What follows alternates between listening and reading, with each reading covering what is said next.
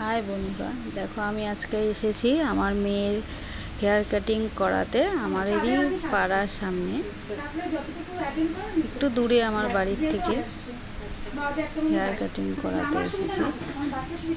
খুব ভালো সুন্দর এখানে চুল কাটে। পার্লারটার নাম হচ্ছে শাইন বিউটি পার্লার। তোমরা দেখো, ও তো মাথা একদমই এক জায়গায় রাখছিল না, একবার এদিক একবার ওদিক।